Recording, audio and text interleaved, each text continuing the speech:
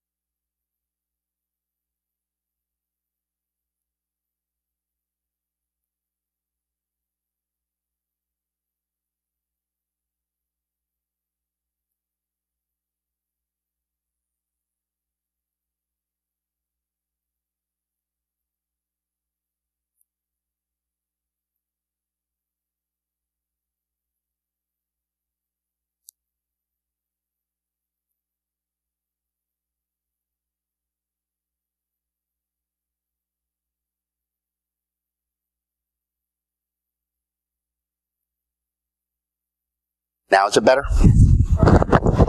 Okay, so he dabbled in computer stuff. He dabbled in, or he was a doctor, and but he was also kind of losing his mind. So he went to a World International AIDS Day or something like that, and while he was there, he took like 20,000 diskettes, and he labeled them an introduction to AIDS. And when people would put the thing in their computer, back when people had floppy drives, right, it would pop up with a thing that says, you know, this is information about AIDS. Whatever happens to your computer is not the fault of the creator. Blah blah blah. You know, it's big long EULA. That's why you read EULAs, right? So what it did then was allegedly encrypted everybody's files on the computer. The problem was, what it actually did was it just renamed your files to a different extension. So if it was, you know, a Word doc, it would change it to WZX or something like that. So it didn't actually encrypt anything, but people got kind of panicky about it. The thing that was interesting is because he used symmetric key encryption and he kept the key inside the virus itself, it was very easily reversible, right? So you didn't even have to pay him anything. And he asked for a weird amount. He asked for $189 for, for the low price of $189. He would decrypt it for you. So anyway, that was the first extortion-based malware, but things have gotten significantly worse since then.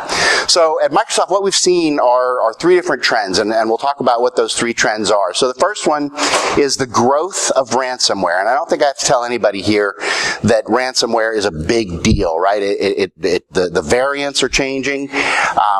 This chart only goes from 2015 to 2017, but what they're seeing is 40% growth year over year within families of malware and ransomware. So from one year to the next year, you're seeing almost 50% growth. So it's continuing to evolve and change, and the methods that the writers use to extort the money from people is changing too. So some of you have probably even got the email. I mean, I've gotten the email that says,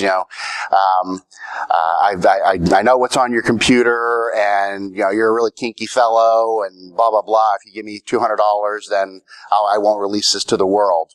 Believe me, I'm not a kinky fellow, so I'm not worried about, like, release whatever you got. That's fine. I don't care. So, but they're using that type of psychological attack on people to get them to pay money. The second aspect is the global nature of these attacks. So, if you notice the timeline here, what I want you to particularly pay attention to is when we get to about the middle of 2017, when the Petra and not Petra malware, notice here, right? Right?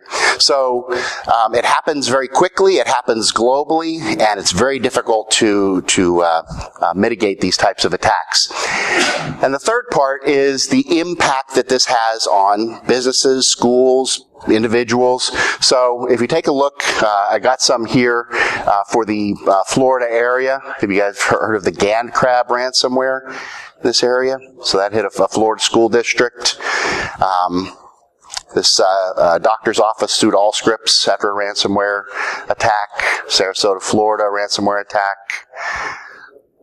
Right? So those are just a few that I found for this area and within like the last year or so. So the fact is, ransomware is a business. Right?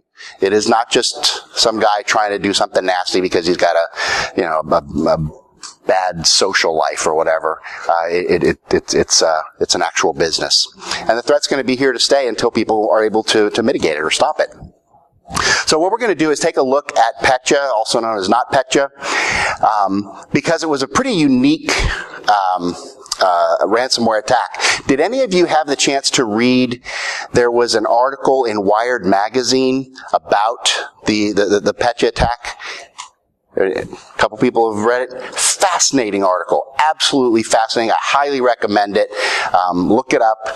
But it takes it from, the technical aspect down to the human aspect. What actually happened to the people involved and how were things impacting them personally? Because, this is people's jobs. It's their livelihood. It's how they take care of their families being ruined in a matter of hours.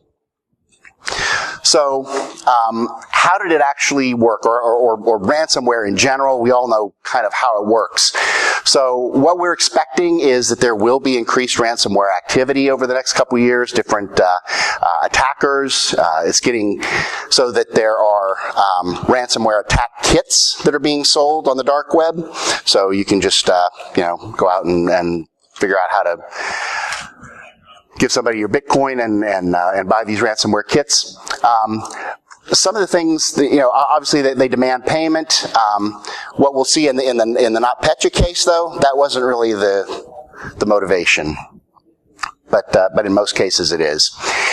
They make these high pressure techniques to get victims to pay, like the one I was just describing to you, trying to get people to believe that they've got all these pictures of you in your underpants or whatever. And that's what this is talking about, threatening to post captured, potentially sensitive data publicly, threatening to erase all your data, and then threatening to increase the ransom payments as time goes on. The threat vectors are what's important to keep in mind. So some of them are drive-by downloads on a web page. You click on something and you get infected. The vast majority, however, are going to be phishing. Right? So phishing is the area that we have to focus on if we're going to prevent these types of things. And then unpatched internet servers and apps.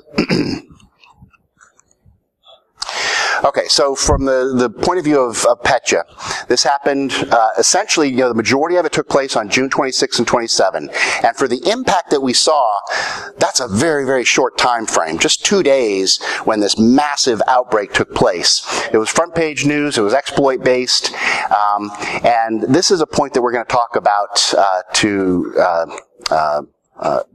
a greater or lesser extent in a few minutes. But obviously it raised news headlines around the world. But here's something to take a look at. This is what we saw on June 26th. Now the timeline down here is about a half hour each little interval. So you got 259, 329, 359, 429. So you have this massive influx of sightings of Petra, not Petra, within just this very short time frame. So 3.5 hours is how long this took to reach this massive scale, to reach thousands upon thousands of computers. Now the problem is I can't read my thing. There we go. Okay, there. I thought it had gone white. So note the time scale. The problem is there that traditional antivirus vendors could not have reacted in time. There's no way that within 3.5 hours they could have detected, reverse engineered, created some sort of signature, pushed it out to their customers, and those customers pushed it out to their endpoints. There's no way it could have been done. So, how do you fix it? Right? There has to be mitigating contingencies or things that you do prior to this type of attack to prevent that type of attack rather than trying to fix that type of attack. So what made Petra different? And we'll talk about each of these kind of in detail. It leveraged a supply chain attack. There were multiple attack techniques layered into the same overall attack. It was very fast, very destructive. It destroyed assets, right? So it wasn't after money. It simply wasn't after money. Uniqueness, it wiped event logs, which if you're just out to destroy things, why bother wiping the event logs? And then targeted attack, it was focused on specific people. Okay, so let's see how it worked. So it's actually a very clever attack in that what happened was there was a nation state who may or may not have been, but absolutely positively was, Russia. And they wanted to take Ukraine down, right? And we've seen them do that over the course of time militarily. So rather than trying to hit each individual business in Ukraine, what they decided was, we know that there's a piece of software that anybody that does business with the government of Ukraine, they use for their invoicing and payments and all that kind of stuff. Think of like what's called QuickBooks. So if everybody in the U.S. that did business with the government used QuickBooks, that's kind of a comparable thing. So this nation state decided, if we can attack MEDOX is the name of the financial application, MEDOC. If we can attack them, they're kind of a cloud-based application. They push updates to their clients. If we can attack them and get them to push an update of our ransomware out to their clients, then everybody gets infected, and we only have to attack one company. So they were quite successful in that, right? So the Trojan was installed on the endpoints. It launched the malicious code. It was then able to use a different vulnerability, the Eternal Blue vulnerability, to go from machine to machine on a Windows network. It used credential theft and impersonation, and then it was able to encrypt the master file table and made the systems unbootable. It also cleared the Windows event logs, which is also part of the question. If all you're doing is encrypting and making something useless, never recoverable, never forensically something that you can do something with, why bother wiping the event logs? Right? Was it doing something else in the process that we don't know about? So that's one of the questions. And now how did it actually impact people in the field? So, number one, it was targeted at specific organizations. So yes, it was targeted specifically at Ukraine.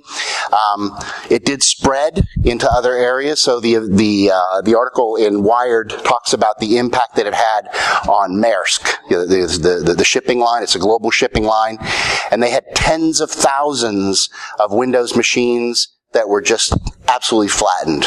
Their business was on paper and pen for days after that. One of the things that's terribly interesting about that whole story, and I hope I'm not ruining for anybody, but it's just an absolutely fascinating thing. So Maersk was they have offices, I think, in London and Sweden, Norway. I can't remember, one of the Nordic countries. What is it? Oh, so one of the Nordic countries. Anyway, so as they detected that there was something going on these machines, you know, they start seeing every machine on a floor just showing up with this ransomware thing. Guys are running through the hallways, yanking network cables everywhere they can just to keep things under control if they can, failing miserably, right? It was just moving that fast. So they're kind of in the state of, okay, we're done, right? We can't recover. They started talking to their branch offices in different areas, and they found out one of the branch offices in Ghana, I believe it was, somewhere in Africa, they had bad network connectivity in that area. And that was what saved the one domain controller that hadn't been hit by ransomware was in Ghana. So they called this guy up and they said, you have to bring the disk with this domain controller's OS and, you know, the NTDS DIT and all that kind of stuff. And he says, I don't have a visa. I can't go anywhere. So they sent the corporate jet, right? Sent some guy down there, handed it physically to him. This guy is like, you know, the most important job of his life is to hold this disk on the plane for the flight back to London or whatever, and they were able to recover their Active Directory from that. But, you know, just an absolutely fascinating article. I really, really encourage you to read it. So one thing that's interesting is that it was less widespread than WannaCry was, but it was much more severe in that there weren't any options for anybody. It just destroyed their networks. Offline recovery was required. So one of the things that came out of this that's kind of interesting is that it revealed the need to really think through what disaster recovery means to an organization, right? So in most cases when we talk about disaster recovery, you say, oh, well, what if our Exchange servers get, you know, blown up? Or what if we lose 3 domain controllers in this data center? Or what if we, you know, lose our file servers? And you have a plan. Okay, well, first we start with our backup server. We have the backups and we restore the backups, and then you go from there, right? That's where a lot of people look at their disaster recovery. The problem was the backup servers were destroyed. The backups themselves were encrypted. So then what do you do? Right? If you don't have anything to recover onto, and even if you could recover it, the recoverable data has been encrypted as well, you're out of luck. Right? So, one of the things that we'll talk about later is being able to back up your data to a location that is protected, right? So whether it's to Azure or AWS, I mean, of course, I prefer you to go to Azure, but honestly, I prefer this not to happen to anybody, right? That's the key. So for a lot of the customers, they needed off-site backups, so tapes that had come from, you know, that were protected somewhere else, and they had to use printed documentation. How many of you can guarantee that your printed documentation right now is enough to restore your environment, any server on your environment, exactly correctly to the way it was 20 minutes ago? Well, good for you. That's pretty good. So it's a rare thing.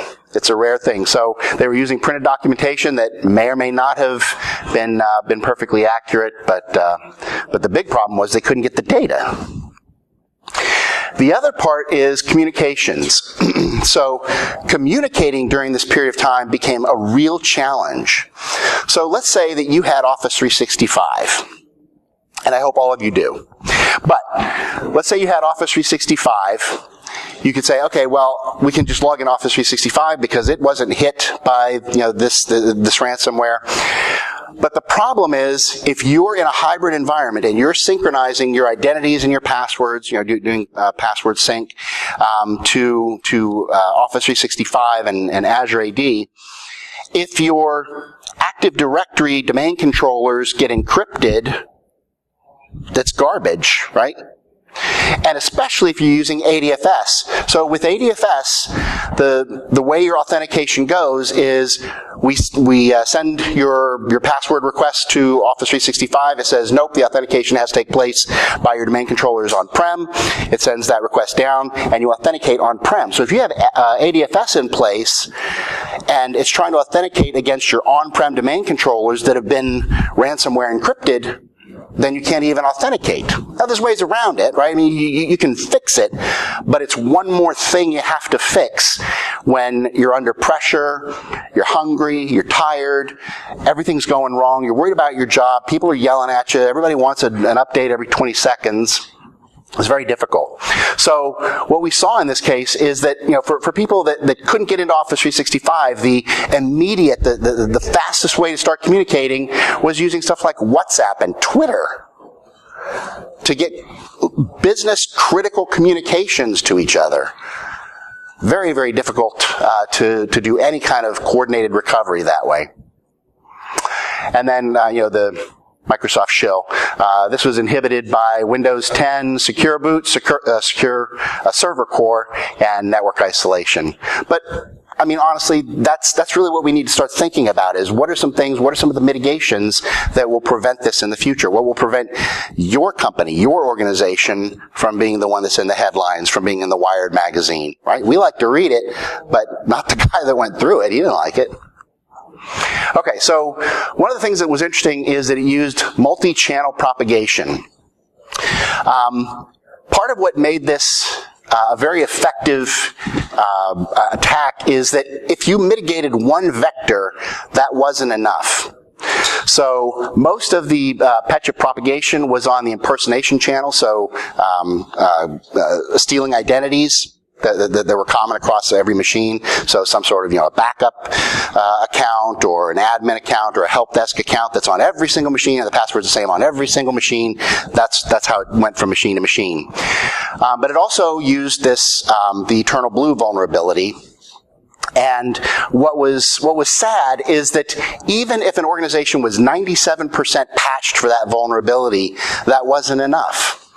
Because it used multi-channel, it was a multi-pronged attack. So if it could infect one machine with the Eternal Blue vulnerability, then the next machine in line didn't have to have that vulnerability because it could use that identity propagation attack. Right? It could say, I know that there's a help desk account on this machine, this machine, this machine.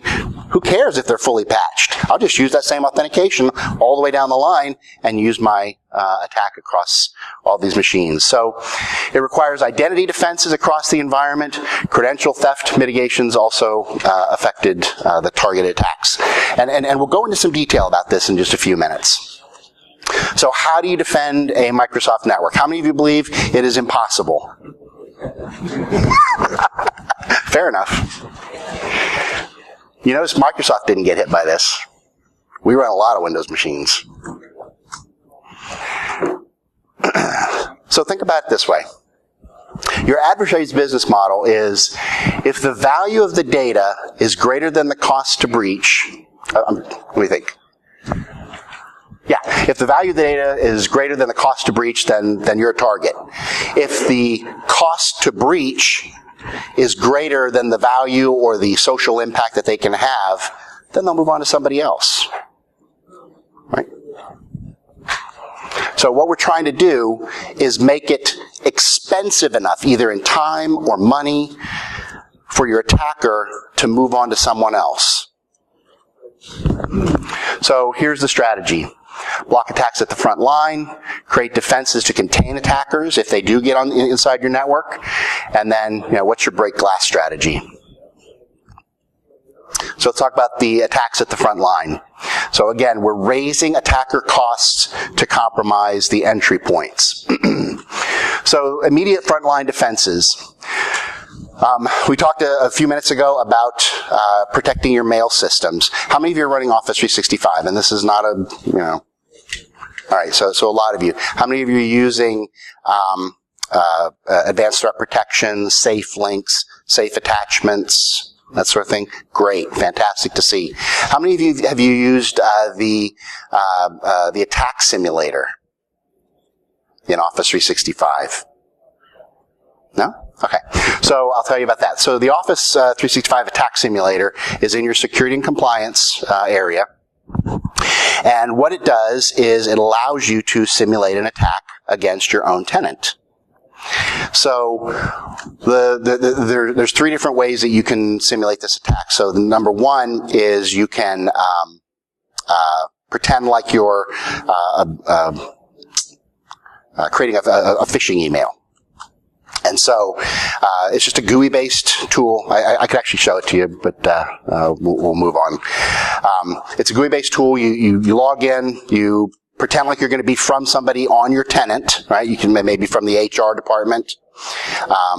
And you send out this email that's got a phishing link. The phishing link goes to a safe Microsoft-owned property where, we post a thing that says, you've been phished, go get your hand smacked by HR or whatever. But you can also point it to your own internal HR policies type of server. So that's one type of attack. And we log all this, right? So you can see who clicked on the link, who gave their password, who did whatever, all these types of information. We also will do brute force password attacks against your tenant to see if is your hand up? Oh, okay. And also feel free to ask questions if you want. So we'll do brute force password attacks. So we'll go through and try to brute force the passwords in your tenant and let you know if some of them were able to be brute forced. And then we'll do targeted attacks. So since tomorrow's the Super Bowl, right? What do you think the most popular password will be on Monday? The winner, 2019, exclamation point, right? Patriots, 2019, exclamation point. Rams, 2019, exclamation point. So you can say, this is the password I want to test in my environment. Now, where did this come from? Microsoft's red team attacked Microsoft. Okay, so this was years ago. Our red team created this template that they sent out to something like 6,000 employees in Microsoft. I wasn't one of them. I thank God I wasn't, because I'm sure it was embarrassing. But what they did, this was before Xbox One came out. And so they crafted this email. It was a nice HTML email that had a picture of the Xbox One, and it said, be the envy of your neighborhood. Be the first one on your neighborhood to have the Xbox One. Just click here to sign up and register.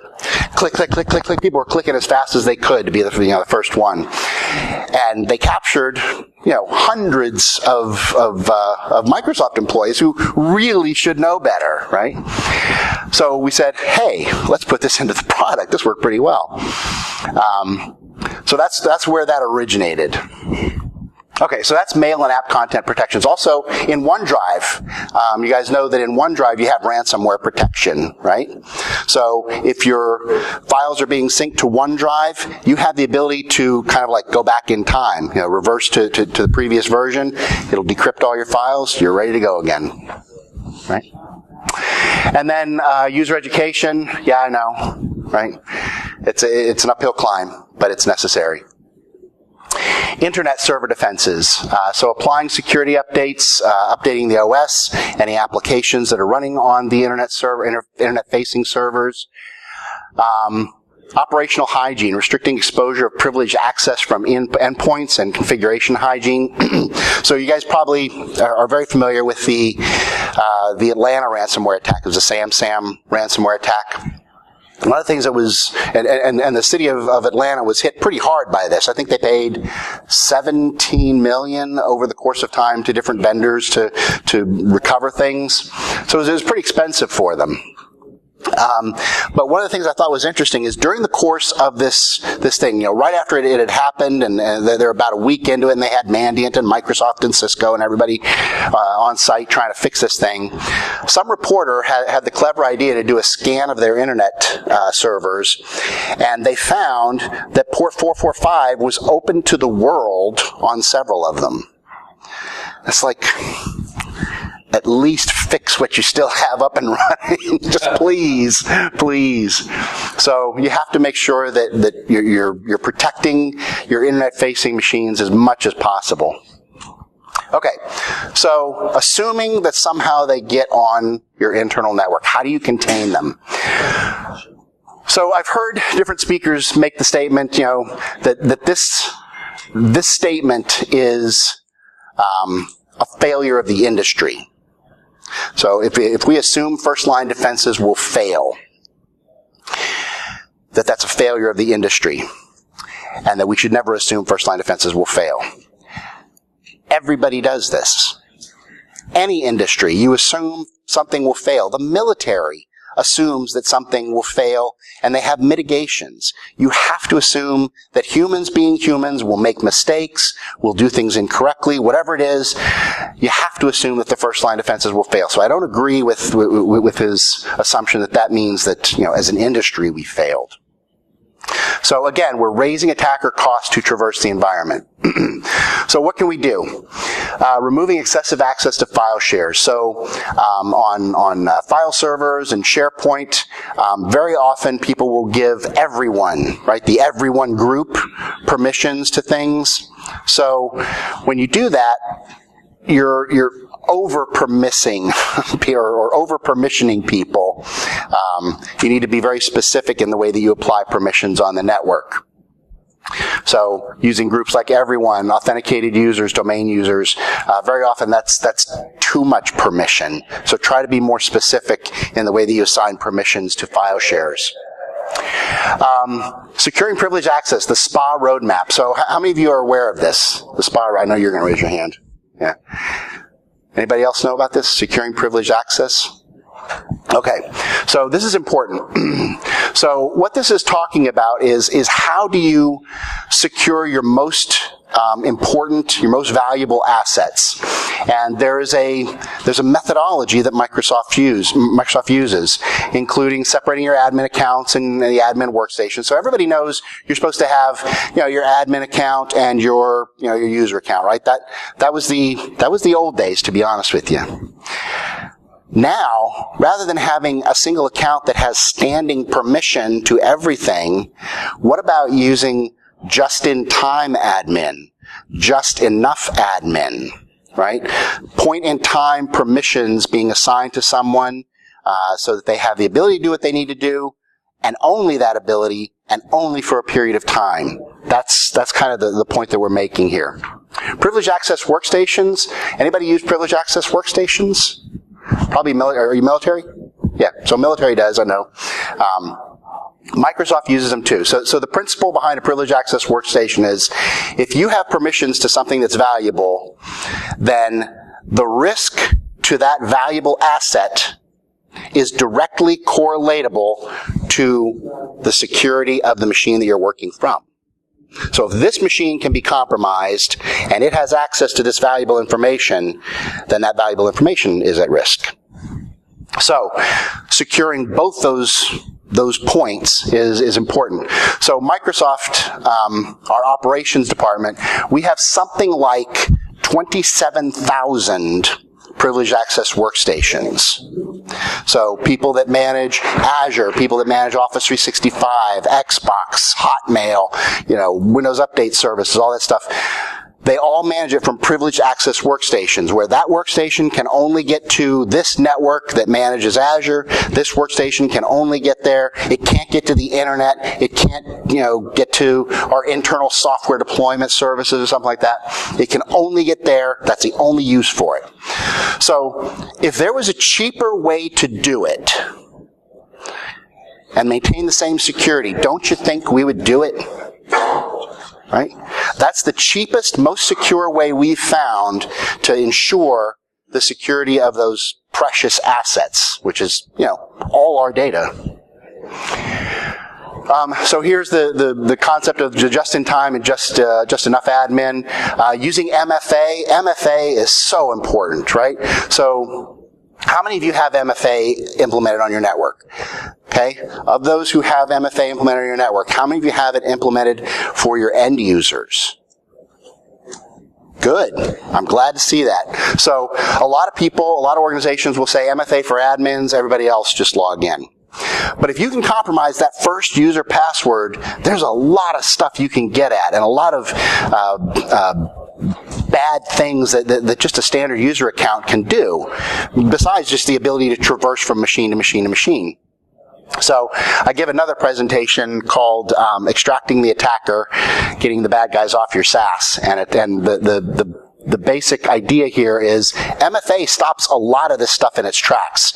If you make it so that having a password isn't enough, then you've you've raised the cost of entry for the attackers.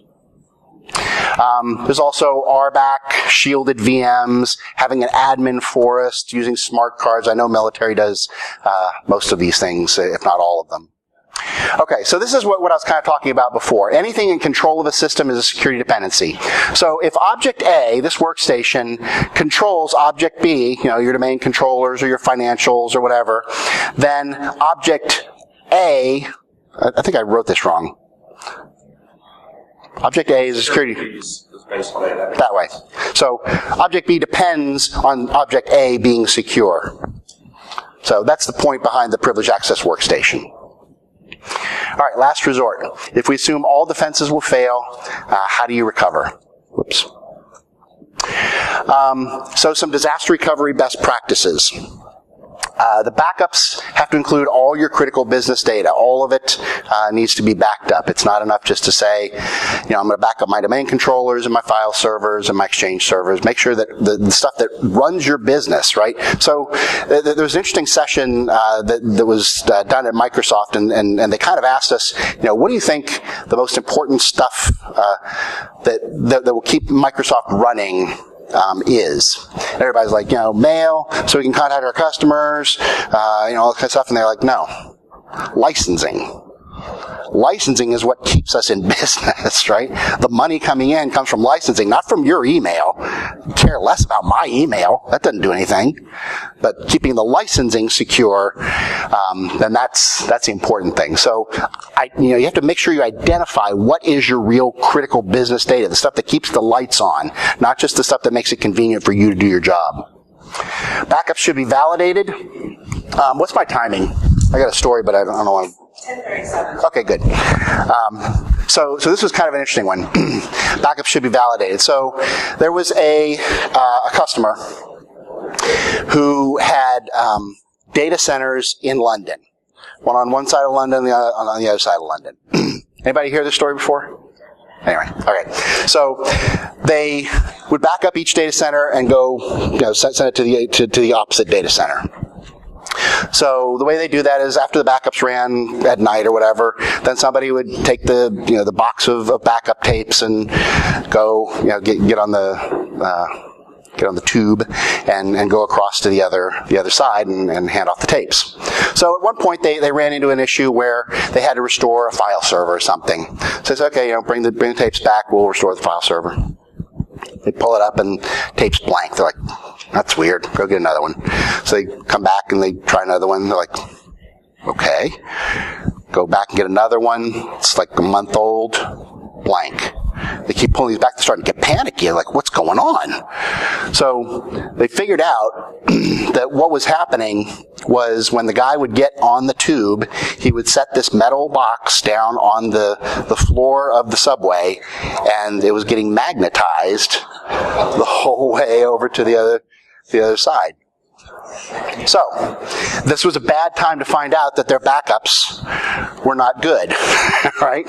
You don't want to find it out during an emergency, and especially if it's a business down emergency. Backups have to be inaccessible to the attacker. So, again, if you back your data up to Azure, if you back your data up to AWS, and you protect it with a secure key in those areas, then the ransomware, the encryption isn't going to traverse in there and infect your backups. So you have some form of recovery. Prevent deletion or overwrite of online archives by your administrator account, so that if an administrator account gets compromised, then it's not going to impact your backups. And then, as mentioned, public cloud provides some native offsite backup capabilities. Anybody backing up to the cloud? And I'm not going to quiz you on whether it's Azure, AWS, whatever. I don't know. Does Google do that? Do they? Okay. So, and there's a lot of places that do. What was it? Carbonite. Carbonite will do it. A couple others. So again, data classification, really the key here is, do you understand your data? Do you understand the stuff that's important on your network? So classification of your data is key to data governance. You have to make sure you're making multiple copies of backups, right? And it starts to get expensive, I get that, but you have to have multiple ways of recovering your data if one is compromised or lost. Password protecting your backups, storing them off-site, doing auditing and alerting on backup failures. I think most people have kind of figured that out over the course of time. And then this one is also pretty important, making sure that the hardware that's available for restore in the event of a complete equipment failure. So, if you've got a backup server that's 3 or 4 years old and you created all your documentation based on that one server, and then you're in the midst of an attack or something like that, and this backup server gets destroyed, do you have a comparable piece of equipment that you could run that recovery from? Okay. So making sure that the equipment that you can recover from is available. So here's some ransomware guidance. I believe all this stuff will be available to you guys somehow. Anyway, but magically. I mean, I'm willing to share it. I don't care. I don't know who to give it to. So, but there's some good stuff. There's some different blogs on TechNet. So this is an interesting one. So. There's the privileged access workstation. How many of you use LAPS? Okay. Oh. Okay, then I'm going to hurt your feelings here. So LAPS is a Microsoft solution, and I don't recommend it. Now, it's better than not having LAPS, I'll say that. But there is a better way to do things. So with LAPS, one thing is you can only protect your domain-joined machines, right?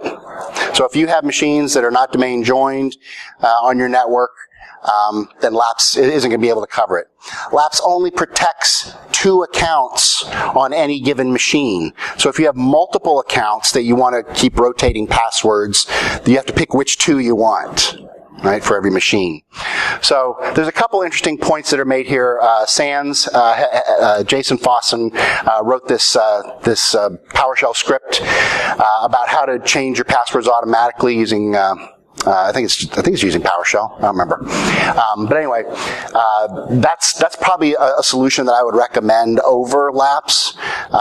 It's not as hard to implement either. So yeah, and you don't have to extend your schema for it. The SPA stuff that I talked about, securing privileged access reference material, the attack simulator, rapid cyber attack assessment tool. Anybody of you heard of that? One? Okay. So that tool is a free download. Anybody can download it. It was based on the learnings from WannaCry, Petra, not Petra. You run it on your network. You say, these are the machines I want to query. It goes out, it looks, and it says, okay, you have the same admin account on multiple machines. You have this vulnerability. You have these ports open. You have the different things that we saw that led to the compromise with Petra and WannaCry and so forth.